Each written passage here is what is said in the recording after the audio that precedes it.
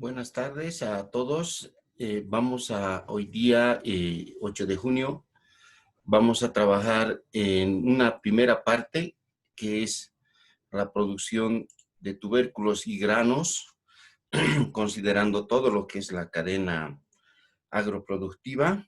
Y posteriormente necesitamos, a partir de las siguientes 3 clases, establecer las presentaciones ya de cada uno de ustedes. Es por eso que necesitamos definir algunas fechas. Haremos un sorteo y de ahí estableceremos lo que vamos a trabajar.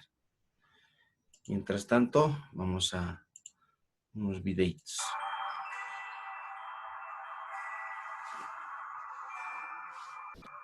¿Qué tal, amigos? Esto es Agronomía Sector. Un poco hablaremos acerca de las raíces comestibles, cómo estamos en la producción. Y para ello lo tenemos al ingeniero Lucetito. Ingeniero, muy buenos días. Buenos días y nuevamente agradecido por poder hablar, comentar la importancia principalmente de la seguridad alimentaria. Bueno, ingeniero, siempre es grato tenerlo aquí en el set y quisiéramos ya comenzar acerca de este tema, ¿no? ¿Cómo se encuentra Bolivia en el tema de raíces? ¿Cuáles son las principales que se utilizan para la comida, ¿no? Bueno, la importancia está dada por el consumo per cápita, es por eso que para nosotros es un referente. Lo que más comemos es lo prioritario, lo que tenemos que cubrir, lo que no tiene que faltar en las familias bolivianas. En ese entendido es que uno de los tubérculos más consumidos, el más consumido en este caso de la canasta familiar, es el cultivo de la papa y sus derivados, ¿no? Con 102 kilos por habitante en Bolivia. Bueno, también está el caso de la yuca, el caso de la cebolla, el caso de la zanahoria, son los principales que ingresan en la canasta familiar. ¿Cómo se encuentra en el tema de exportaciones, importaciones Bolivia?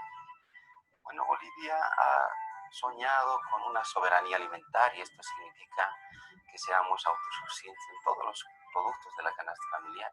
Teóricamente, y estamos hablando de la papa, de la cebolla principalmente, cubrimos, pero en la práctica no sucede esto.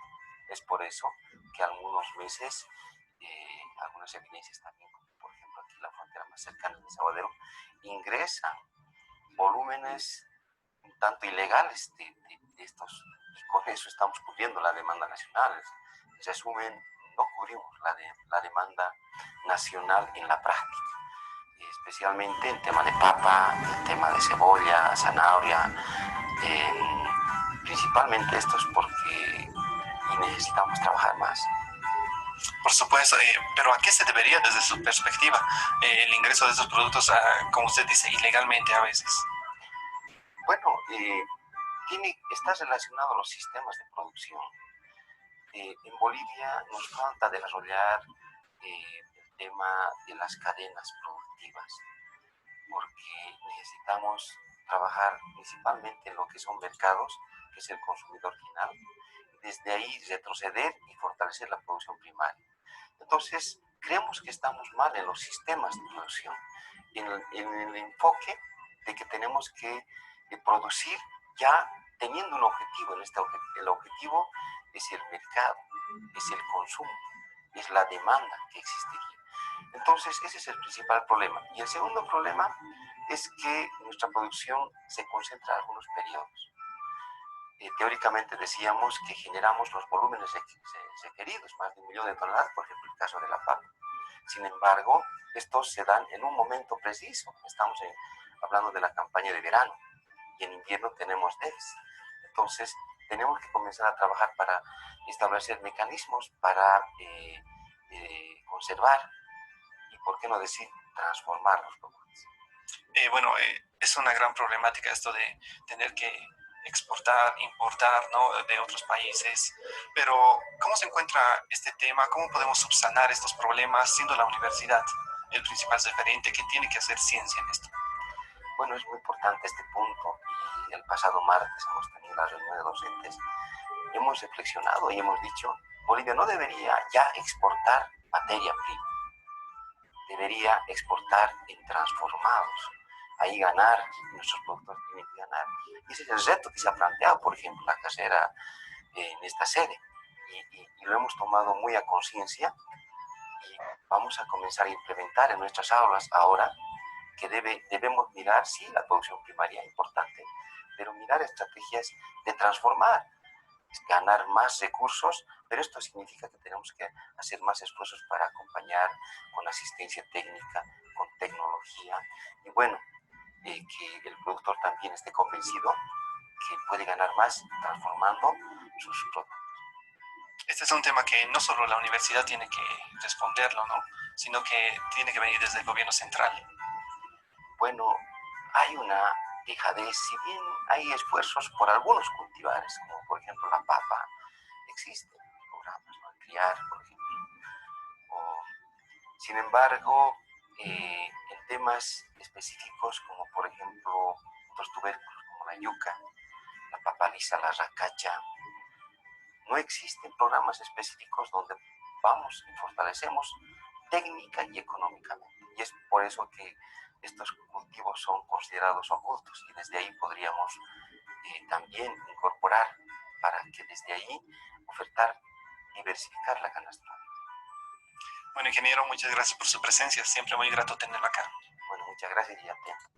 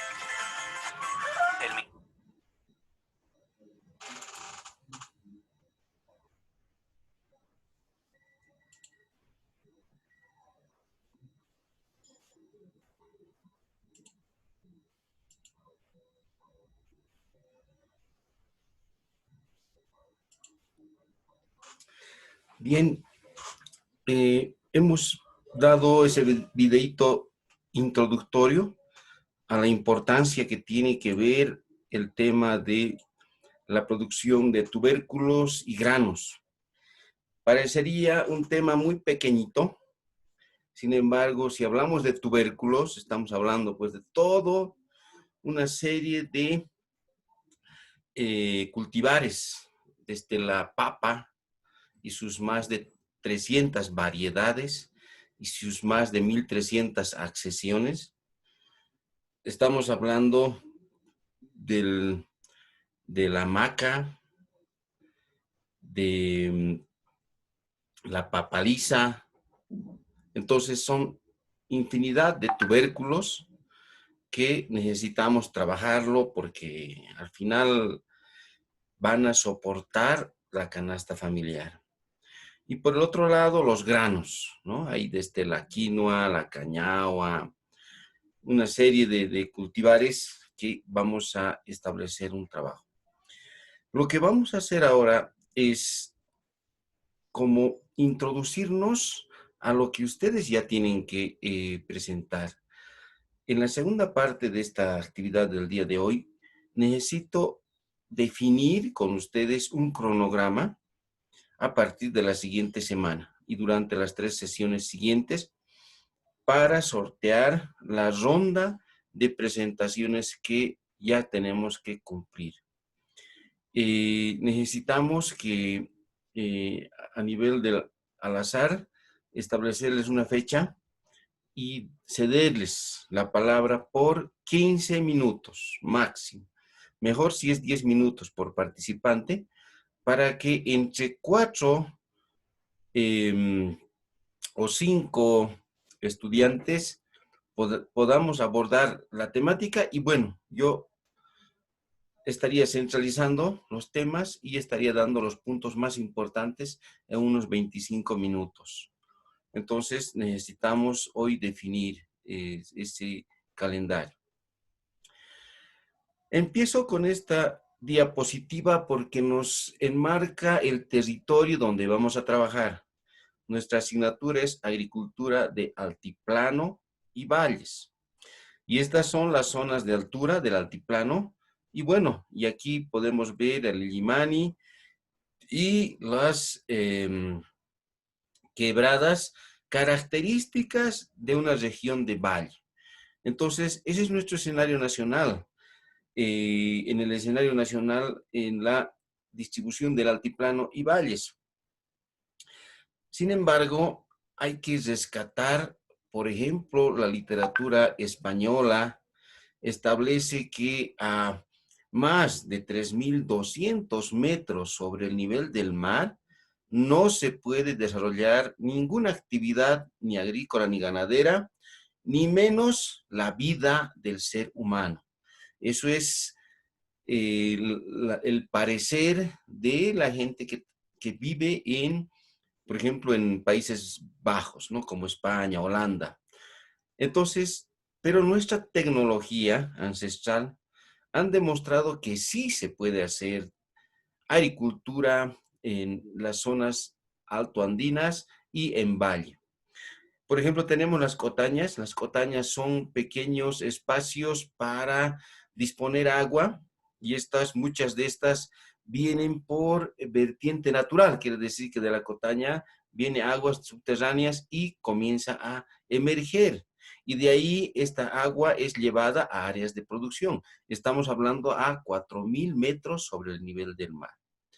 Tenemos aquí otra tecnología que son las terrazas agrícolas, las tacanas, como se conoce comúnmente. En el Perú se las denomina patapatas, y donde tenemos en las partes elevadas los nevados.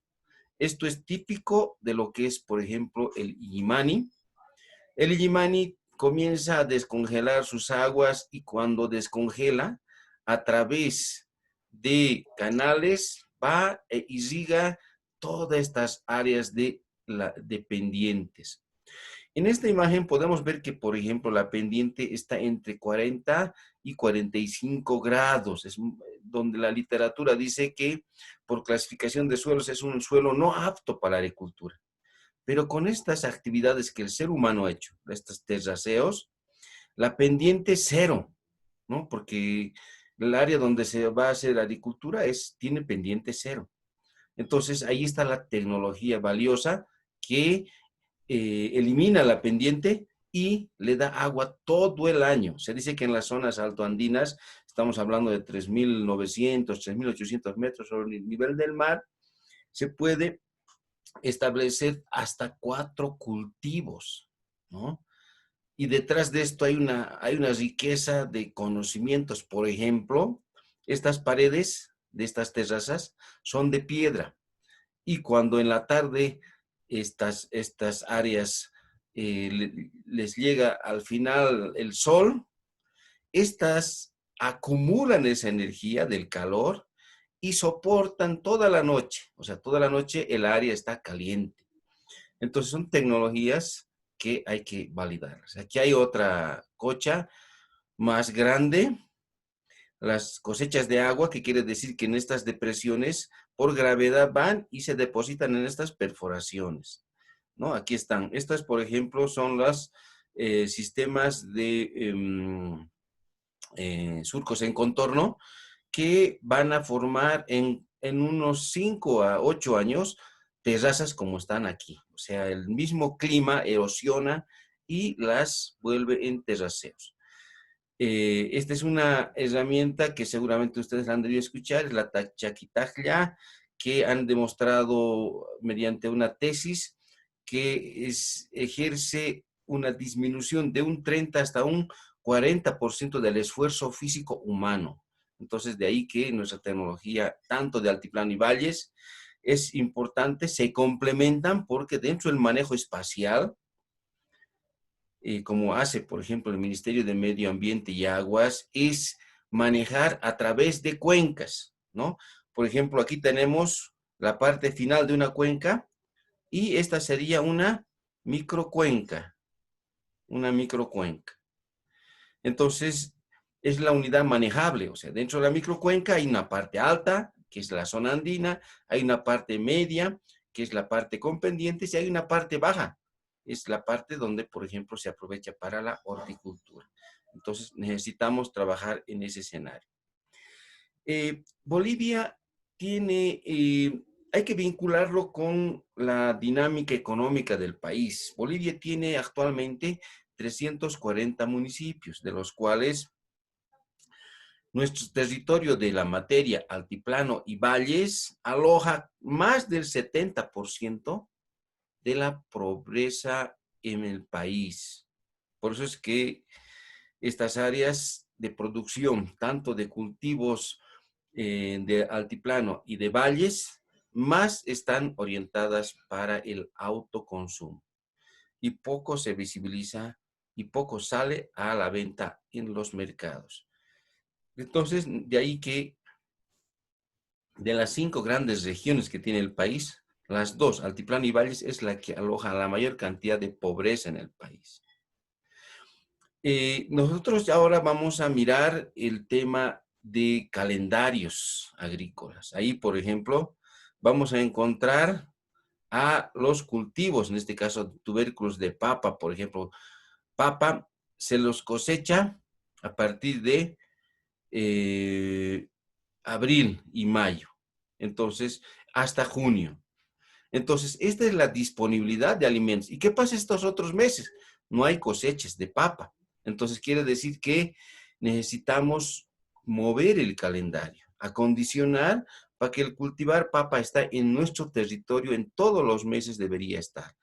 Es por eso que tenemos que comenzar a diversificar, ¿no? Lo mismo en papaliza. En papaliza la cosecha generalmente es en el mes de mayo.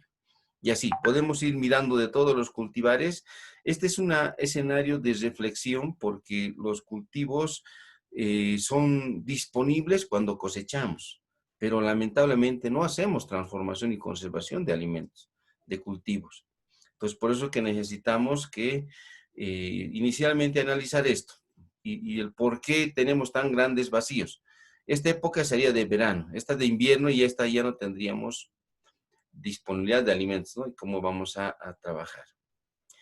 En nuestro escenario, por ejemplo, del altiplano, tenemos un norte, central, sur, tenemos valles, valles cerrados o estrechos, valles del norte, central y sur.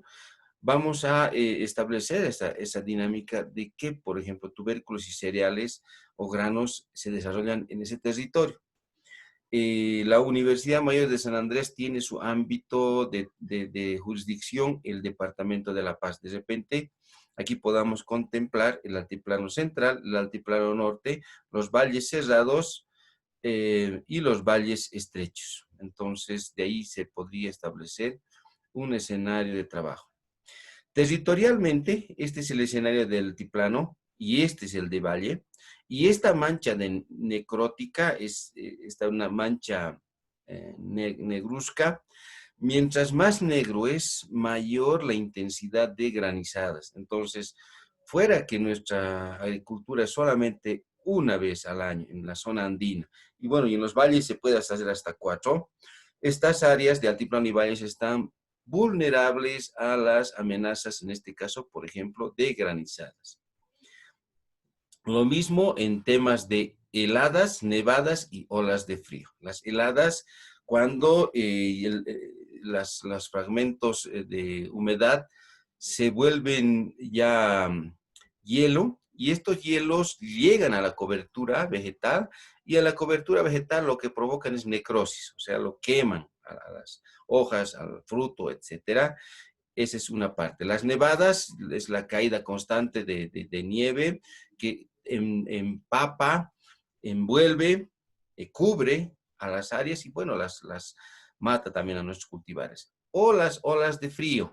Las olas de frío en el lado oriental se la conoce como los surazos, pero en nuestra zona son olas de frío, o sea, son temperaturas muy debajo de 0 grados que provocan muerte de tejidos principalmente, y si hay muerte de la cobertura vegetal, entonces también el tema de sequías. Miren, el altiplano, casi la mitad del altiplano está con alta recurrencia de sequías.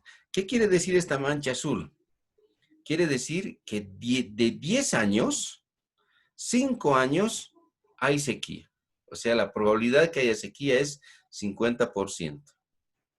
Y en esta parte, lo mismo. La probabilidad en los valles y en la parte norte del altiplano es del 25 al 50%. O sea, fuera de las otras heladas, aquí más esta. Entonces, hay infinidad, en este caso, por ejemplo, del cultivar papa, una infinidad de variedades. Tenemos como 300 variedades, de las cuales se han ajustado y acomodado a las condiciones edafoclimáticas del territorio nacional. Por eso es que en escenarios, por ejemplo, muy diversos en ecosistemas, podemos encontrar una diversidad de especies. Para inicio, vamos a tomar como ejemplo el tema de nuestro cultivar papa, como uno de los más importantes en temas de tubérculos, y vamos a decir, empezando, que somos el último lugar en América, en Sudamérica, en temas de rendimientos, ¿no? Por ejemplo, Argentina está cerca de las 80 toneladas por hectárea y nosotros estamos apenas por 5,7 toneladas por hectárea. Entonces, ¿qué quiere decir? Que en una hectárea los argentinos sacan hasta 8 veces más de lo que nosotros estamos sacando. El Perú saca 2 veces más, ¿no? Entonces, de ahí que necesitamos establecer un análisis. También hay que mirar los municipios que son potencialmente productores. Hemos dicho, tenemos 340 municipios. De los 340, aquí dice 339, pero se ha aumentado un municipio más. De los 340 municipios, 284 tienen potencialidad para cultivo de papa.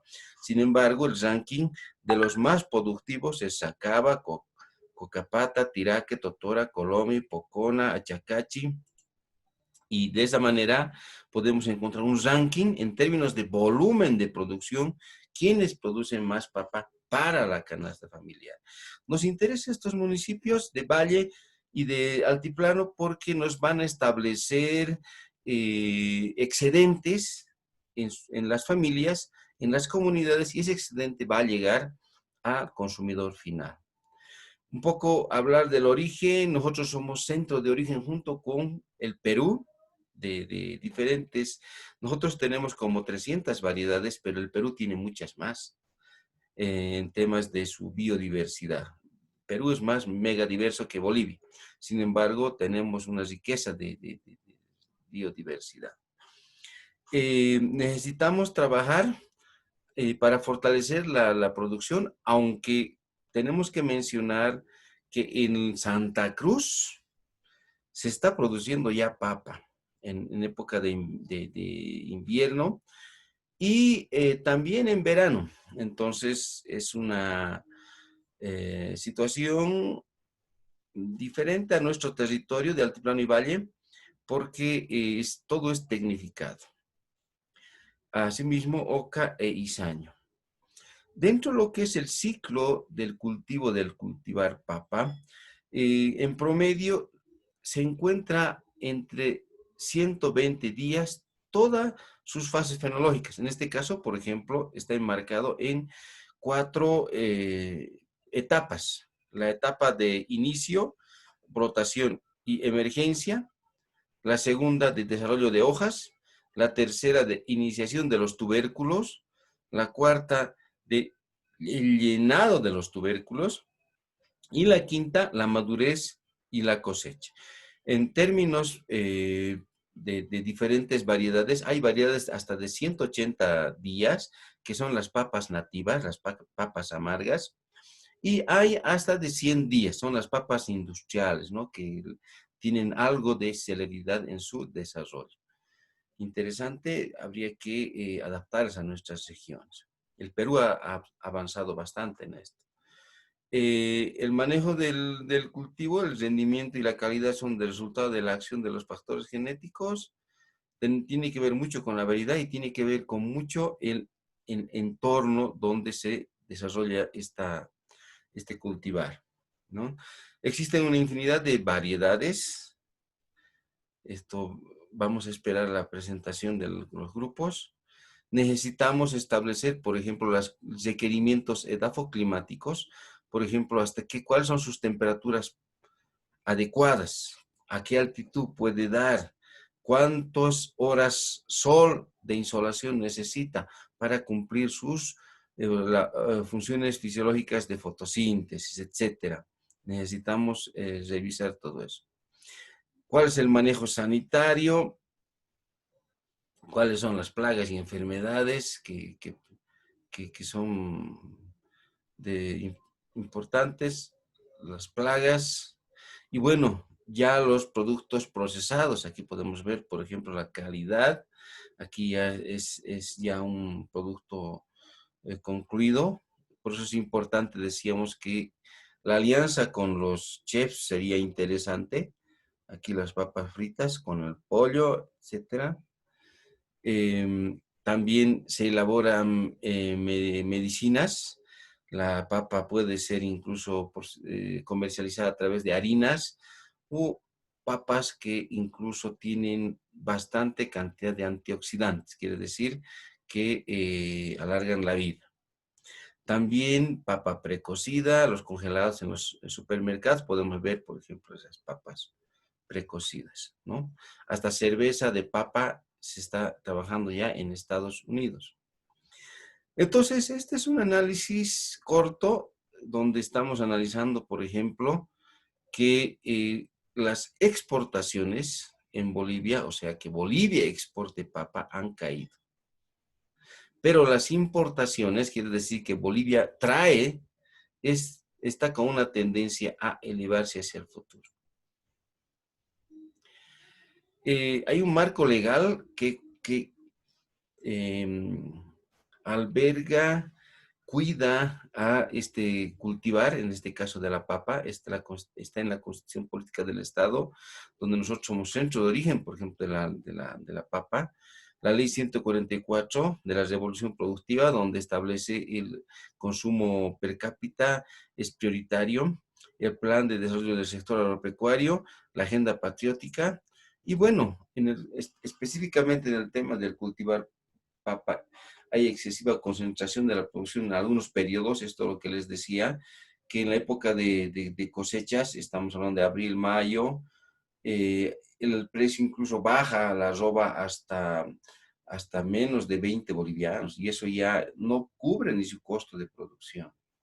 Escasa tecnificación del cultivo, no se han desarrollado tecnologías para valles ni zonas andinas, como se ha desarrollado en el oriente, para producir papa en oriente. Débil organización de productores, hay todavía una debilidad de nuestros productores que no se asocian. Limitado acceso a crédito, ninguno de nuestros productores cuenta con crédito o no accede al crédito, pese que hay recursos para cultivar. Escasa infraestructura para almacenamiento, comercialización y transformación. No se han establecido establecimientos de almacenes para comercializar, ni menos transformar. Débil investigación, innovación y transferencia de tecnología. No hay instituciones. De repente hay una que es para la zona altiplánica, que es Proimpa, que trabaja en esto, pero hay muy pocas y el territorio de producción es muy grande. Entonces, se deben establecer ejes estratégicos. El primer eje es una estrategia de fortalecimiento de la producción de papa. La segunda es un marco legal e institucional para el subsector papa. La tercera es dotar de infraestructura productiva para post cosecha, transformación, comercialización, etcétera. La cuarta es el procesamiento agroindustrial. Necesitamos que la industria procese a cultivar, que tiene un periodo de vida muy corto, ¿no? Estamos hablando de máximo 2 meses y medio. La comercialización es fundamental, que por ejemplo nuestro productor sepa dónde está el mejor precio en el mercado para que él pueda llevar a diferentes mercados y no conformarse con su mercado local porque al final no le van a pagar ni su costo de producción. Necesitamos que a nuestros productores tengan acceso a crédito y financiamiento. ¿Por qué? Para que ellos inviertan en su producción y saquen buenos resultados. Entonces, de ahí nosotros nos beneficiamos porque vamos a poder transformar y comercializar mejor su producto. Esto está pasando, este es el ingreso a través de la frontera con Perú en Desaguadero, y esto es a plena horas del día, ¿no? Entonces, inmediatamente van y vienen todo el día. ¿Qué entra? Entra, fíjense ustedes, entra papa industrial, ¿no? Papa industrial del Perú. Esto es de manera ilegal, pero también hay otra papa que ingresa de manera legal, y bueno. Otro tubérculo importante que tenemos que analizar es la oca. Ahí para nosotros es Colomi, Sacaba, Achacachi, ahí en el departamento de La Paz, es uno de los principales. El 55% de los municipios del país podrían producir oca. Maca, Cocapata, Morochata, Patacamaya, Quillacollo, Mocomoco, ahí en el valles de La Paz, del norte de La Paz, son potenciales y la maca es fundamental con fines de exportación. La papaliza también es un tubérculo. El campeón nacional es Sacaba, Cocapata, Tiraque, Totora, Colombia, así, donde específicamente está más en temas de valles. El lisaño es otro cultivar tubérculo ancestral. El lisaño incluso se ha demostrado que es para temas de la próstata, muy buena cantidad de proteínas, etcétera. Y bueno, Colquechaca, Tinguipaya, Tapacarí, Yocaya, en los valles son los principales productores de lisaño. El aricoma, que es considerado una fruta también, pero en realidad es un tubérculo que se lo procesa, se lo desarrolla en el suelo. No son muchos municipios que tienen la potencialidad, pero está Colomis, Villa San Lorenzo, Uriondo, Villa Tunari, El Villar, Tarija, principalmente los valles. El trigo, bueno, hay dos diferentes tiempos de producción de trigo. Una es el trigo de invierno, que se da en el oriente, en Santa Cruz, y que lamentablemente está llegando casi al 80% de la producción nacional. Y ese 20% restante es en la zona andina y en la zona de valles. Nos interesa ahí. Dentro ahora los granos, tenemos por ejemplo la cañagua, y ahí nuestro representante máximo, en términos de potencial productivo, es papel pampa, ¿no? Con 149 toneladas. Entonces, ese es nuestro primero. El segundo sería Toledo, el tercero Caracol y así sucesivamente. El amaranto es de igual manera otro de los granos importantes. El principal representante Mojocoya, Tomina, San Ramón, Padilla y Upana, más orientados a la parte de valles y algo de yungas. Dentro de los recursos genéticos, primero hay que entender qué es recurso genético. Recurso genético es aquel origen de las especies. Las especies se van a generar de una semilla. Ahora, por ejemplo, el tubérculo de papa usamos como semilla, pero en realidad no es su semilla, es un tubérculo que es un tipo de reproducción asexual. Eso quiere decir que no viene directamente de una semilla, porque si quisiéramos producir papa desde el nivel de semilla, tendríamos que a su parte aérea tiene unas bolitas verdes que son los macuncus, tendríamos que secarlo, molerlo y sacar su semilla. Entonces esto es difícil, nosotros trabajamos más. Entonces, sin embargo, hay que resguardar los recursos genéticos, en este caso es a nivel de tubérculos. En quinoa, por ejemplo, tenemos 3.104 accesiones, en cañagua 774, en amaranto 216, en paico 67, a triplex y así.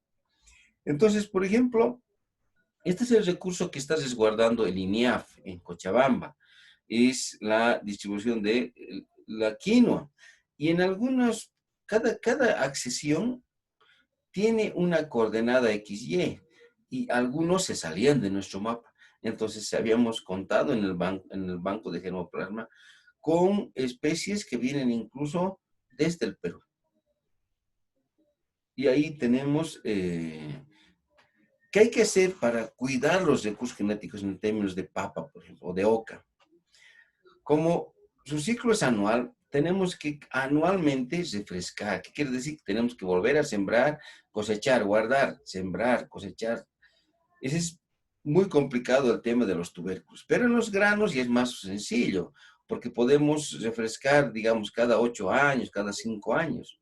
Entonces, no hay mucho problema. Esta es la distribución, por ejemplo, de papa. Este es netamente, nosotros como somos centros de origen, es papa de altiplano y papa de valle.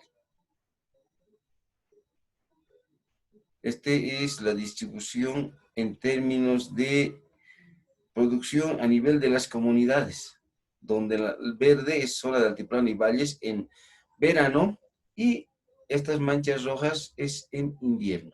Se produce papa en invierno.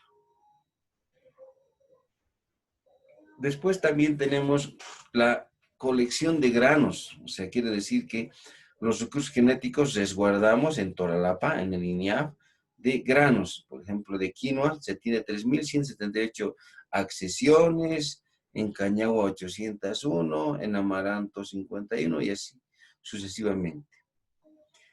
Entonces, hay que trabajar en conservación del germoplasma, porque de lo contrario, si se perdiera este y se eliminara en campo, se perdería la variedad.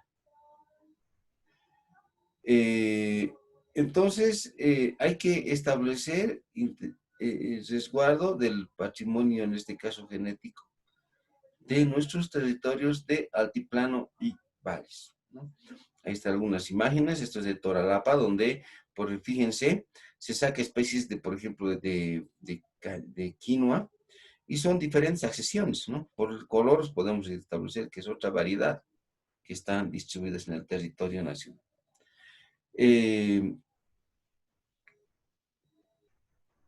Hay usos, bueno, y aquí están, esto es de, si no me equivoco, es de la Facultad de Agronomía, y se hace manejo de recursos genéticos, que al final se los plasma en las ferias locales, incluso ya transformados, ¿no? Por ejemplo, la quispiña y otros que son transformados. Entonces, es importante que veamos, este cuadro tiene que ser nuestro análisis y quiero que presten atención. Bolivia tiene 340 municipios. De esos 340 municipios, 125 soportan la canasta familiar. ¿Qué quiero decir? Que en la zona del altiplano son mínimo los municipios y en la zona de valles igual. Fíjense, de estos 125, que es a nivel nacional, soportan la canasta familiar, son muy pocos los que pertenecen al altiplano y valles. Una manera de reflexionar en que nuestros municipios tienen que mejorar su potencialidad. Bueno, y